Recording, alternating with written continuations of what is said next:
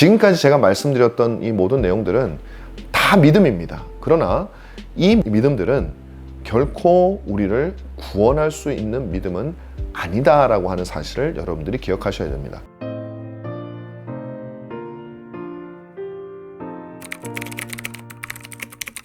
안녕하세요 여러분, 또 만나 뵙습니다. 오늘 리폼드 TV 두 번째 시간인데요. 첫 번째 동영상이 올라간 이후로 너무 오랜 시간 동안 다른 동영상이 올라가지 않아서 여러분들이 저한테 언제 올라오냐고 이렇게 문의도 주시곤 했었습니다. 너무 늦게 또 나타나서 죄송하고요. 오늘 함께 할 내용은 제가 썼던 첫 번째 책에 대한 내용을 여러분들과 좀 나눴으면 합니다. 바로 이 책인데요. 믿음을 말하다 라고 하는 책입니다. 이 책은 제가 박사학위 논문을 썼고 쓴 내용을 바탕으로 해서 성도들이 듣고 또 이해할 수 있도록 제가 썼습니다.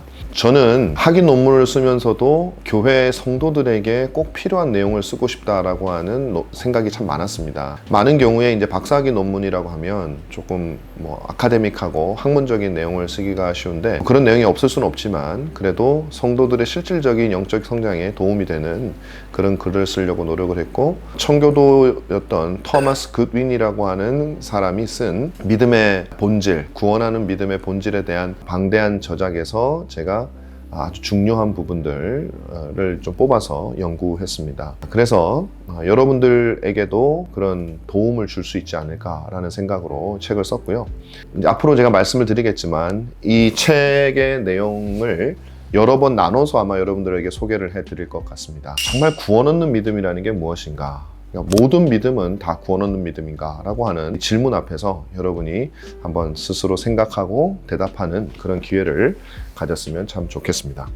먼저 여러분들과 함께 나누고 싶은 내용은 이것입니다. 우리가 믿음이라고 하는 말을 예수를 믿는 사람들은 아주 많이 씁니다.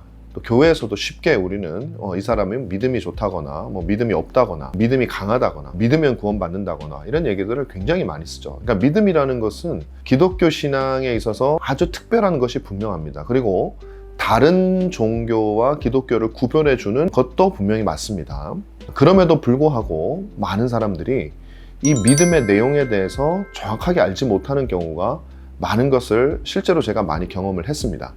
무슨 말씀이냐면 믿음이라는 말을 많이 쓰지만 성경에서 구분해주고 있는 구원하는 믿음과 또 그렇지 않은 막연한 믿음들을 우리가 혼용해서 쓰는 경우가 너무 많다는 거죠. 그렇게 되면 나는 열심히 믿는다고 생각을 하고 있는데 사실은 그것이 구원 얻는 믿음이 아니라면 그 사람이야말로 세상 가운데서 가장 불쌍한 사람이 아닐까 하는 생각에서 저는 이 믿음에 대한 연구를 하기 시작했습니다. 그리고 실제로 성경에서 나오는 믿음에 대한 많은 내용들, 믿음 있는 사람들의 특징들과 오늘날 우리가 신자라고 부르는 많은 사람들이 나타내고 있는 특징들이 너무 많이 다른 것들도 우리가 보게 되면서 과연 믿음이란 다 똑같은가? 라는 의문을 가지게 됐고, 이제 거기에서부터 여러분들에게 믿음에 대한 소개를 하고자 하는 동기가 발생하게 된 것이죠. 먼저 제가 여러분들과 함께 나누고 싶은 내용은 우리가 일반적으로 쓰는 믿음이라고 하는 것이 정말 다 구원을 얻게 하는 그런 믿음인가? 만약에 우리가 평소에 쓰는 믿음이라고 하는 생각 중에 구원과 관계없는 것이 있다면 어떤 것이 있을까 하는 것에 대한 내용을 먼저 몇 가지 사례를 말씀을 드리도록 하겠습니다. 첫 번째로 여러분들께 말씀을 드리고 싶은 것은 하나님을 믿는다라고 했을 때 하나님의 존재 자체를 믿는다고 우리가 사용하는 경우가 참 많아요. 나는 하나님의 존재만 믿으면 구원을 얻게 될 것이다 라고 생각하는 사람들도 많습니다.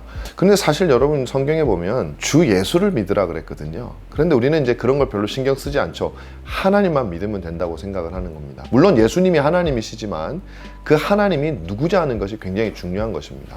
예전에 제가 한번 이제 신방을 간 적이 있었어요. 그 권사님에게는 장성한 아들이 있었어요. 아직 결혼을 하지 않았지만 30대 아마 초였던 걸로 기억을 하는데요. 한참 이제 신방을 하고 대화를 나누다 보니까 이제 그 권사님에게 아들이 있고 한 번도 제가 아들을 본 적이 없었다는 사실을 알게 됐어요. 그래서 얘기를 나누니까 권사님이 그러셔요. 아들이 이제 고등학교 때까지는 열심히 신앙생활을 참 잘했는데 대학을 가고 그 이후부터 이제 교회를 떠나서 혹은 예배를 참석하지 않은 지가 10년이 넘었다 이제 그런 얘기를 해요. 그래서 저도 마음이 너무 안타깝고 어떤 조언을 드리려고 하는데 그 권사님 말씀이 조금 어떻게 보면 목사에게 이제 권사의 아들이 교회를 나가지 않는다는 것이 좀 부끄러워서 그랬는지 아니면 뭐 아들에 대한 믿음 때문에 그랬는지 모르겠지만 10년 이상 교회를 안 나가고 또 어떤 신앙적인 모습을 보이지 않음에도 불구하고 권사님은 저에게 그렇지만 목사님, 우리 아들이 믿기는 믿는 것 같아요 라고 이렇게 얘기했어요. 이게 무슨 말일까요? 당신이 보시기에 아들은 하나님이 존재하신다는 것은 믿는 것 같아요 라는 것이죠. 그 하나님에 대한 구체적인 지식, 주 예수 그리스도에 대한 구체적인 지식, 그분이 우리의 왕이고 선지자이며 제사장이며 그분이 우리의 죄악을 어떻게 사하셨고 하나님이 온 천하 만물의 대주제가 되시며 우리의 생사화복을 주장하신다는 그런 구체적인 믿음의 내용을 만약에 믿는다면 어떻게 10년 이상을 영적인 신앙적인 생활을 하지 않고 과연 지낼 수가 있을까요? 그럼에도 불구하고 아마 이렇게 얘기를 했을 겁니다. 엄마, 나는 하나님이 계시다는 건 믿어요. 아마 이렇게 얘기를 했었겠죠. 그러니 어머님은 우리 아들이 하나님이 계시다는 걸 믿기는 믿습니다. 근데 저에게 이제 믿기는 믿는 것 같다는 거죠. 제 느낌에는 어머니가 우리 아들이 그래도 믿으니까 천국 갈 것 같습니다. 이렇게 들렸거든요. 근데 여러분, 우리가 하나님의 존재를 믿는다는 것이 우리를 구원하지 않는 것이죠. 그 하나님이 어떤 하나님이냐가 중요한 겁니다. 예를 들면 이슬람교의 사람들도 알라가 하나님이란 뜻이거든요. 그들도 하나님의 존재를 믿죠.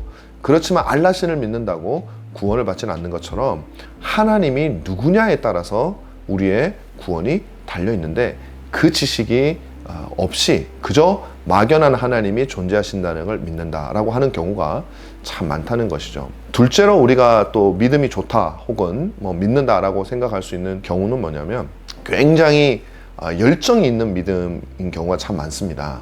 예를 들면 이런 거죠. 절에 이렇게 가면 뭐 불교 신자를 폄훼하는 건 아니지만 불심이 많은 사람들이 부처님 상을 놓고 거기에다가 3000배를 하는 경우가 있습니다. 이 3000배를 한다는 것은 굉장한 어려움입니다. 이거는 앉았다 일어났다를 그냥 제자리에서 한 3000번 하는 것도 다리를 못 쓸 정도로 그걸 하고 나면 그렇게 힘든 일인데 온몸을 엎드렸다가 일어나는 것을 3000번을 한다는 것은 보통 열정과 보통 열심을 가지고는 할 수 없는 일이죠. 그런데 그 장면을 여러분 한번 생각해 보십시오. 불심이 가득한 사람이 온갖 열정을 다해서 3000번을 절을 합니다. 그때 그 절을 받고 있는 대상인 불상은 동일한 표정이죠. 앞에 있는 사람이 어떤 고통과 어떤 아픔과 어떤 열정을 다하고 있든지 상관없이 그 불상은 똑같은 표정을 짓고 있습니다. 마찬가지입니다. 우리가 하나님께 대해서 열심을 다하고 정성을 다하고 노력을 다한다고 해서 그것이 항상 바른 신앙, 우리를 구원하는 신앙이 될 수는 없다는 겁니다. 왜냐하면 우리가 그렇게 열심을 다하는 대상이신 하나님이 어떤 분이시냐, 그분이 우리를 구원하기 위해서 우리에게 어떤 믿음의 내용을 요구하느냐에 대한 분명한 인식이 없이 그저 열심히 절을 하기만 한다면 그것은 마치 엘리야가 850명의 바알과 아세라 신들의 선지자들과 대결하는 것과 같은 것이죠.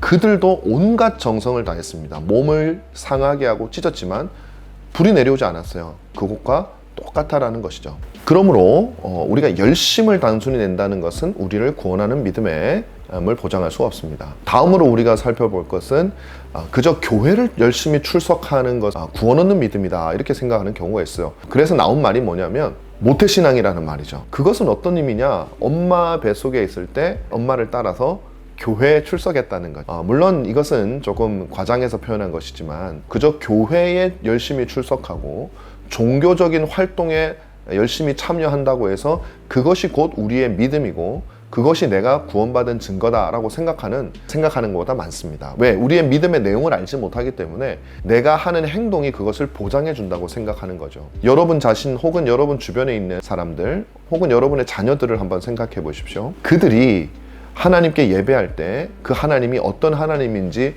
알고 합니까? 아니면 그저 그렇게 하기 때문에 자신은 예수를 믿는 사람이라고 생각을 합니까? 그런 경우들이 얼마든지 많이 있다는 것을 볼 수 있습니다. 그리고 또 구원을 얻는 믿음과 상관없는 믿음은 이게 기적을 일으키는 신앙이라고 볼 수 있죠. 그러니까 일반 사람들이 생각할 때 믿음이 좋은 사람이 누구냐? 그럼 뭐 기적을 일으키는 사람보다 더 믿음 좋은 사람이 없죠. 그렇지만 정말 그럼 기적을 일으키면 그것이 정말 구원 얻는 믿음이 될 만큼 하나님께서 우리를 구원하는 그런 신앙이냐? 그렇지 않습니다. 성경에도 보면 하나님께서 우리에게 기적을 일으키는 신앙이 구원을 일으키는 신앙이라고 말씀하지 않아요. 마태복음 7장에 보면 나더러 주여 주여 하는 자마다 다 천국에 올 것이 아니다 라고 주님이 말씀하시죠. 그때 어떤 물음에 대해서 주님이 말씀하셨냐면, 사람들이 주님께 찾아와서 내가 주님의 이름으로 이적도 행하고 내가 주님의 이름으로 선지자 노릇도 했습니다, 예언도 했다는 것이죠.